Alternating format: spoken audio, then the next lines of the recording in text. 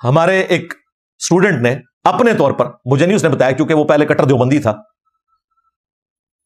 عمار بن یاسر کے نام سے ان کا چینل بھی چلتا ہے، آپ اس پہ بھی دیکھ سکتے ہیں، انہوں نے وہ آڈیو ریکارڈنگ چڑھائی ہوئی ہے، واٹس ایپ جو میسجنگ ہوئی ہے مفتی عبدالواحد قریشی صاحب کے ساتھ 1.5-2 سال پہلے۔ اس نے کہا کہ مفتی صاحب آپ امام حنیفہ اور امام ابو محمد حارثی پہ فتویٰ کیوں نہیں لگاتے؟ یہی بات تو انہوں نے بھی کی ہوئی ہے۔ تو یہ کہتے ہیں ثابت نہیں ہے، ان کا کتاب ہے آپ لوگوں نے پرنٹ کی ہوئی ہے۔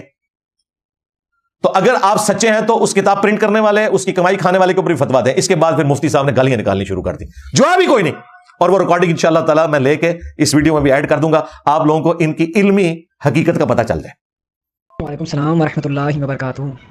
مفتی صاحب، اصل بات یہ ہے کہ یہ جو کتاب ہے نا، یہ مرزا صاحب نے پرنٹ نہیں کیا، پہلی تو یہ بات سر جی۔ دوسری یہ بات ہے کہ اس کتاب سے جو پرنٹ کر رہے ہیں، جو اس کو سیل کر رہے ہیں، جو اس کتاب سے پیسے کما رہے ہیں، وہ بھی مرزا صاحب کے پاس پیسے نہیں آ رہے، وہ بھی احناف لے رہے ہیں، ٹھیک ہے؟ آپ اس اپنی ویڈیو میں کہیں کہ یہ اس کتاب چھاپنے والے، کتاب کو جو یہ اس کو سیل کر کے پیسے لے رہے ہیں، جن کے پاس یہ پیسے جا رہے ہیں، یہ سارے کے سارے رافضی ہیں، انہوں نے امام ابو حنیفہ پر جھوٹ باندھا ہے۔ تو یہ آپ ویڈیو میں بات کریں، اس طرح وائس سے کیا ہوتا ہے؟ یہی جو باتیں آپ کر رہے ہیں نا، اس کی مولوی سے ہمارا کیا واسطہ؟ اسی مولوی کے بارے میں آپ بات کریں میڈیا پہ تو ہم آپ کو مانیں گے، باقی آپ بہادر ہیں، باقی آپ دلیر ہیں۔ تو مفتی صاحب اس طرح بات نہ کیا کریں، یہ تو آپ کہانی کروائیں اپنے عوام کو کہ اوپر سے اس بندے کو مانا ہوا ہے اور نیچے پبلک کو کہانی کروا رہے کہ ہمارے اس بندے سے واسطے ہی نہیں۔ کتاب آپ لوگ چھاپ رہے ہیں، ترجمے آپ لوگ کر رہے ہیں اس کتاب کے، اور اس کتاب کی پرنٹ کر کے اس کو سیل کر کے پیسے بھی لے رہے ہیں۔ تو یہ تو دگلی پالیسی ہوئی نا کہ باہر سے اس سے پیسے کماؤ، اس کتاب کو اپنا کتاب مانو، اور اندر سے کہہ دو اس کتاب سے ہمارا واسطے نہیں ہے۔ تو یہ کہانی کروانا بند کریں مفتی صاحب۔ یہ جو جملے آپ نے وائس کر کے اس بھائی کو بھیجے نا، یہی جملے آپ ہمیں بتائیں ویڈیو میں کہ میرا اس کتاب لکھنے والے سے کوئی تعلق نہیں، اور جو اس کتاب کو جس نے لکھا وہ رافضی، اس کے بعد جس نے یہ کتاب لکھا اور جس نے امام ابو حنیفہ کی طرف جھوٹ منسوب کیا وہ یعنی بدگمان شخص۔ یہ الفاظ آپ استعمال کریں، جو آپ مرزا صاحب کے بارے میں الفاظ استعمال کرتے ہیں نا، وہی الفاظ آپ اس مولوی کے بارے میں استعمال کریں ویڈیو میں، تو پھر ہم دیکھتے ہیں کہ آپ کا کیا اثر کرتے ہیں علماء دیوبند، ٹھیک ہے؟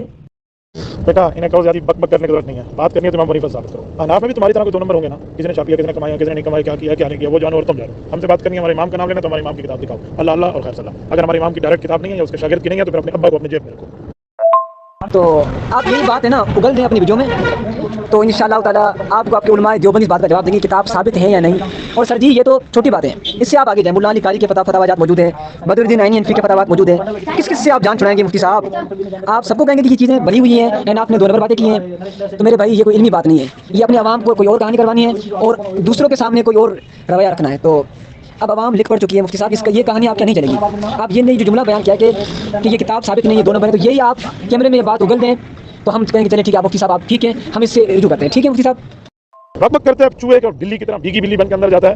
یہ دیکھو باہر نکل، شرم نہیں آتی ان بے غیرت انسانوں کو، بے حیا کو، اس مرزے کو دل میں چھپا کے بٹھایا ہوا ہے، اس میں غیرت نام کی کوئی چیز ہے تو وہ آئے نا علماء کے سامنے۔